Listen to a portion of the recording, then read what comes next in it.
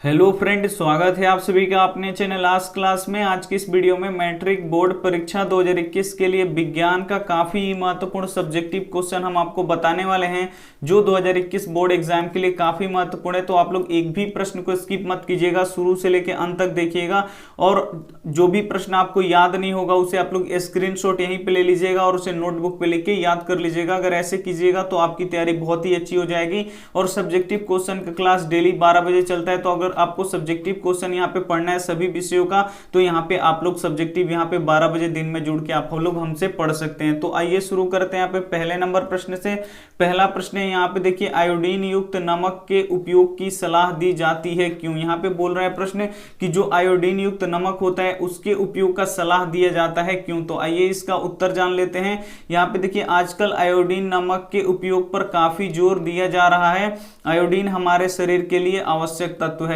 सही बात है, आजकल आयोडीन नमक के उपयोग पर काफी जोर दिया जा रहा है। क्यों जोर दिया जाता है? क्योंकि जो आयोडीन होता है वो हमारे शरीर के लिए एक आवश्यक तत्व होता है। यहाँ पे देखिए आगे क्या है, इसकी कमी से थायराइड से संबंधित रोग होता है। अगर शरीर में आयोडीन की कमी हो जाए तो इससे जो थायराइड से संबंधित रोग होता है वो होने लगता है। और यहाँ पे देखिए, आयोडीन की कमी से आमतौर पर घेंघा रोग, जिसे हम लोग ग्वाइटर रोग भी बोलते हैं, वो भी होता है। अगर आयोडीन की कमी हो जाए शरीर में तो थायराइड से संबंधित रोग होगा, और आयोडीन की कमी हो जाए तो यहाँ पे देखिए घेंघा रोग, जिसे हम लोग ग्वाइटर रोग भी बोलते हैं, वो हो जाता है अगर हमारे शरीर में आयोडीन की कमी हो जाए। तो यहाँ पे देखिए आगे क्या है, साधारण नमक में थोड़ा सा पोटेशियम आयोडेट मिला देने पर आयोडीन युक्त नमक बनता है। जब साधारण नमक क्या होता है, जो NaCl होता है, ये इसी को ही साधारण नमक बोला जाता है। तो NaCl में अब क्या किया जाए, थोड़ा सा पोटेशियम आयोडेट मिला दिया जाए, आयोडेट यहाँ पे मिला दिया जाएगा, तो वो क्या बन जाएगा, यहाँ पे आयोडीन युक्त नमक बन जाएगा।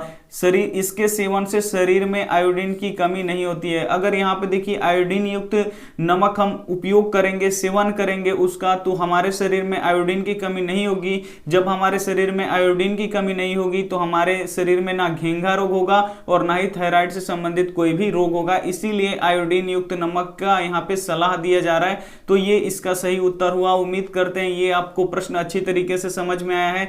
तो समझ में आया तो प्लीज आप लोग वीडियो को लाइक कर दीजिए, और चैनल को अभी तक आप सब्सक्राइब नहीं किए तो चैनल को सब्सक्राइब भी कर लीजिएगा। ये देखते हैं अगला प्रश्न। यहाँ पे अगला प्रश्न यहाँ पे देखिए 2 नंबर प्रश्न है, प्रत्यावर्ती धारा और दिष्ट धारा में अंतर लिखें। यहाँ पे आपको प्रत्यावर्ती धारा को क्या बोला जाता है, AC करंट, और दिष्ट धारा को क्या बोला जाता है, यहाँ पे DC करंट। इन दोनों में क्या कर देना है, अंतर लिख देना है। तो बिल्कुल हम जैसे लिखें, अगर आप ऐसे प्रश्न में लिख देते हैं, अगर ये 5 नंबर का प्रश्न है तो बिल्कुल आपको 5 में से 5 मिल जाएगा। तो एक बगल आप लोग यहाँ पे प्रत्यावर्ती धारा लिखिएगा और इधर दूसरे बगल आप लोग क्या लिखिएगा, यहाँ पे दिष्ट धारा लिख दीजिएगा, और एक एक करके इसका यहाँ पे अंतर लिख दीजिएगा। तो आइए देखते हैं प्रत्यावर्ती धारा में पहले क्या है।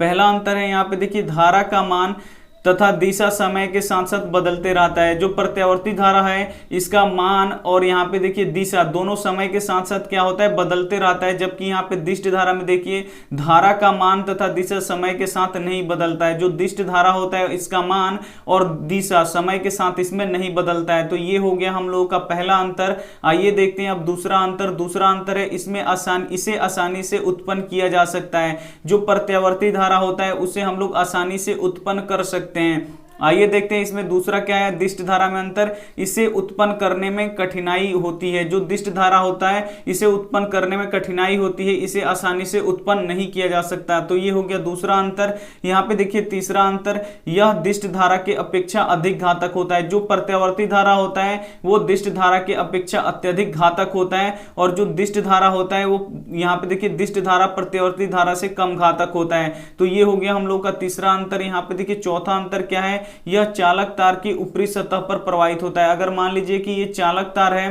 तो ये चालक तार के क्या होगा, ये ऊपर है, ऊपर में प्रवाहित होता है। कौन ऊपर में प्रवाहित होता है, तो जो यहाँ पे प्रत्यावर्ती धारा है जिसे हम लोग AC करंट भी बोलते हैं, ये क्या होता है, ऊपर ऊपर में प्रवाहित होता है। जबकि यहाँ पे देखिए 4 नंबर, इसमें क्या है, चालक तार के भीतरी भाग से प्रवाहित होता है। जो दिष्ट धारा होता है वो चालक तार के अंदर प्रवाहित होगा, लेकिन जो प्रत्यावर्ती धारा है वो चालक तार के ऊपर में प्रवाहित होता है। आइए देखते हैं यहाँ पे पांचवा अंतर है प्रत्यावर्ती धारा को आसानी से दिष्ट धारा में बदला जा सकता है। जो प्रत्यावर्ती धारा है यानी ये एसी करंट है, अगर हमें इसे डीसी में बदलना है तो बहुत ही आसानी से ये डीसी में बदल जाता है, लेकिन यहाँ पे इसको देखिए दिष्ट धारा को आसानी से प्रत्यावर्ती धारा में नहीं बदला जा सकता। जो डीसी करंट है इसको आसानी से एसी करंट में यहाँ पे नहीं बदला जा सकता। तो ये थे काफी महत्वपूर्ण अंतर।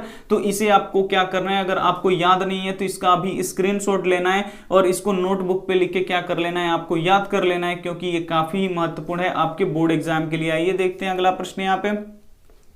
अगला प्रश्न यहाँ पे देखिए 3 नंबर प्रश्न है प्रतिरोध क्या है। यहाँ पे आपको बताना है कि प्रतिरोध क्या है, इसका मात्रक लिखें, और यहाँ पे आपको प्रतिरोध क्या है ये भी बताना है और इसका मात्रक भी लिखना है। तो आइए जानते हैं प्रतिरोध क्या है। जब परिपथ से विद्युत धारा प्रवाहित होता है तो चालक तार के अंदर उपस्थित इलेक्ट्रॉन पर आवेशों के टक्कर के फलस्वरूप ऊष्मा ऊर्जा उत्पन्न होता है। यहाँ पे देखिए जब हम किसी परिपथ से या जब किसी विद्युत धारावाही तार से यहाँ पे विद्युत धारा प्रवाहित करते हैं तो उसमें जो अंदर जो इलेक्ट्रॉन उपस्थित होते हैं उस पे जो आवेश होता है उसके टक्कर से क्या होता है, उसके टक्कर के फलस्वरूप यहाँ पे ऊष्मा ऊर्जा उत्पन्न होने लगता है। क्या होता है, ऊष्मा ऊर्जा उत्पन्न होने लगता है और धारा के बहाव में रुकावट डालता है। और ये ऊष्मा ऊर्जा जब उत्पन्न होने लगता है तो ये धारा के बहाव का क्या करने लगता है, यहाँ पे रुकावट डालने लगता है, तो उसे ही प्रतिरोध कहा जाता है। तो इसे ही क्या बोला जाता है, यहाँ पे प्रतिरोध कहा जाता है। जब किसी चालक तार से धारा प्रवाहित किया जाता है तो उस चालक तार में जो इलेक्ट्रॉन उपस्थित होते हैं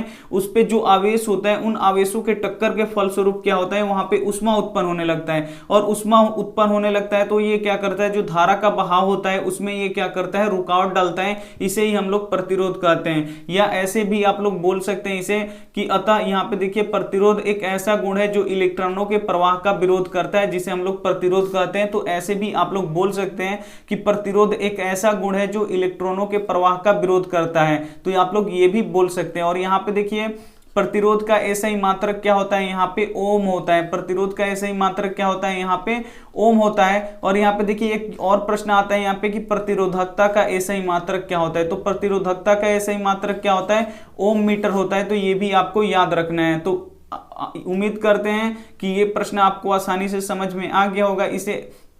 ये प्रश्न काफी महत्वपूर्ण है, तो इसे आप लोग क्या कीजिएगा, नोटबुक पे लिख के याद भी कर लीजिएगा। उम्मीद करते हैं अच्छी तरीके से आपको समझ में आ गया होगा। ये देखते हैं अगला प्रश्न। यहाँ पे अगला प्रश्न यहाँ पे देखिए 4 नंबर प्रश्न है, ओजोन परत हमें यहाँ पे देखिए ओजोन परत हमारे लिए चिंता का विषय क्यों बना हुआ है। जो ओजोन परत है वो हमारे लिए चिंता का विषय क्यों बना हुआ है आपको बताना है। तो आइए इसका उत्तर देख लेते हैं। ओजोन परत हमारे वायुमंडल की ऊपरी सतह में पाया जाता है। जो ओजोन जो परत होता है वो हमारे वायुमंडल है उसके ऊपरी सतह में पाया जाता है। कौन पाया जाता है, तो ओजोन परत। यह यहाँ पे देखिए आगे क्या है, यह एक महत्वपूर्ण भूमिका निभाता है। जो ओजोन परत होता है वह एक महत्वपूर्ण भूमिका निभाता है। यह सूर्य से आने वाली पराबैंगनी किरण को छानने का कार्य करता है। जो ओजोन परत होता है वो सूर्य जो सनलाइट है उसमें से जो यहाँ पे पराबैंगनी किरण आता है इसे छानने का कार्य करता है। छानने के कार्य यानी पृथ्वी तक आने नहीं देता है, इसे पृथ्वी तक आने नहीं देता है। जो पराबैंगनी किरण है वो पृथ्वी तक नहीं आ पाता है। तो किसके कारण से नहीं आता है, तो ये ओजोन परत के कारण नहीं आने देता है। अगर यहाँ पे देखिए क्या लिखा है, अगर पराबैंगनी किरण पृथ्वी तक आता है तो जीवों में अत्यंत हानिकारक बीमारी जैसे त्वचा का कैंसर होता है। जो ओजोन परत होता है अगर इसे यहाँ पे ओजोन परत अगर नहीं रहे तो अगर पराबैंगनी किरण है वो पृथ्वी तक आ जाएगा, तो जब पराबैंगनी किरण पृथ्वी तक आ जाएगा तो जो जीव हैं उन पे बहुत ही हानिकारक बीमारियां उत्पन्न होगी। जैसे यहाँ पे त्वचा कैंसर, जो जीव यहाँ पे रहते हैं धरती पे तो उनमें बहुत ही जो त्वचा चर्म रोग जिसे बोलते हैं, जिसे त्वचा कैंसर, यहाँ पे देखिए चर्म रोग में आएगा त्वचा कैंसर।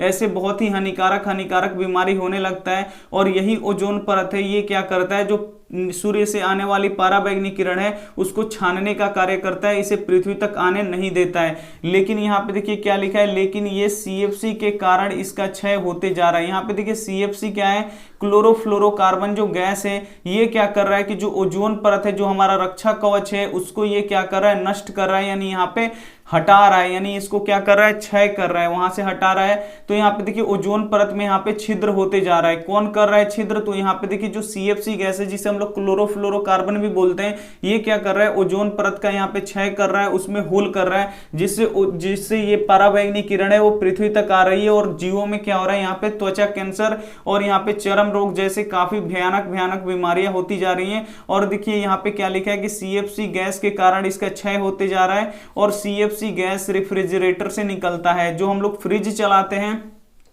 उससे ये क्या होता है, CFC गैस निकलता है। जो क्लोरोफ्लोरोकार्बन होता है गैस, ये फ्रिज से निकलता है, रेफ्रिजरेटर से निकलता है, जो हमारे लिए चिंता का कारण बना हुआ है। अगर ऐसे ही चलता रहा तो एक दिन हमारा ओजोन परत नष्ट हो जाएगा और जो सूर्य से आने वाली पराबैंगनी किरण है वो डायरेक्ट धरती तक आएगी। और धरती तक आएगी तो धरती पर रहने वाले जीव जंतुओं मनुष्यों में क्या होगा, यहाँ पे हानिकारक बीमारी उत्पन्न होगा, चर्म रोग होगा, यानी त्वचा कैंसर यहाँ पे होगा। इसीलिए जो ओजोन परत का यहाँ पे विषय है वो हमारे लिए चिंता का विषय बना हुआ है। तो उम्मीद करते हैं ये भी आपको काफी अच्छी तरीके से समझ में आया होगा। आइए देखते हैं अगला प्रश्न। यहाँ पे अगला प्रश्न यहाँ पे देखिए 5 नंबर प्रश्न है कि विद्युत विभव और विद्युत विभवांतर में अंतर लिखें। यहाँ पे आपको विद्युत विभव और विद्युत विभवांतर में क्या करना है, अंतर लिखना है। तो आइए इसका उत्तर देख लेते हैं। आप लोग परिभाषा भी लिख दीजिएगा तो ये अंतर हो जाता है। यहाँ पे देखिए आप सबसे पहले समझते हैं कि विद्युत विभव क्या है। तो यहाँ पे देखिए विद्युत विभव क्या है, इकाई धन आवेश को अनंत से एक बिंदु तक लाने में किए गए कार्य को विद्युत विभव कहते हैं।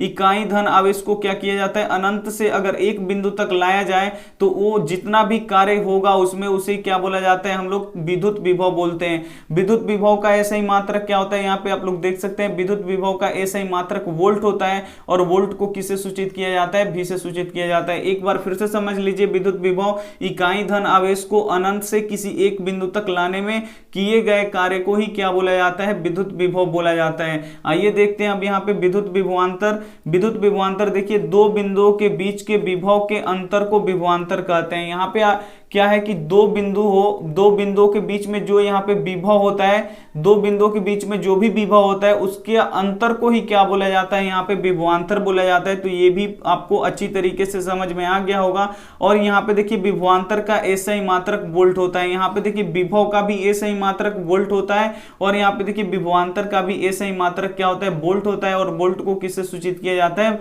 V से सूचित किया जाता है। तो एक बार फिर से समझ लीजिए, विद्युत विभव और विद्युत विभवांतर। विद्युत विभव क्या होता है, इकाई धन आवेश को अनंत से एक बिंदु तक लाने में किए गए कार्य को विद्युत विभव कहते हैं। और विद्युत विभव का ऐसा ही मात्रक वोल्ट होता है। विद्युत विभवांतर क्या होता है, दो बिंदुओं के बीच के विभव के अंतर को ही क्या बोला जाता है, विभवांतर बोला जाता है। और इसका ऐसा ही मात्रक क्या होता है, वोल्ट होता है। वोल्ट को किससे सूचित किया जाता है, V से सूचित किया जाता है। अगर ये वीडियो आपको अच्छा लगा है तो वीडियो को आप लोग जरूर लाइक कर दीजिएगा, अपने दोस्तों अपने भाई बहनों के पास प्लीज शेयर कीजिएगा। और यहाँ पे देखिए चैनल को सब्सक्राइब नहीं किए हैं तो चैनल को सब्सक्राइब भी कर लीजिए और बेल आइकन को ऑल पे दबा लीजिए। और थैंक यू फॉर वॉचिंग। मिलते हैं अगले वीडियो में, तब तक अपना ध्यान रखिए, मन लगा के पढ़ाई कीजिए। Take care and bye.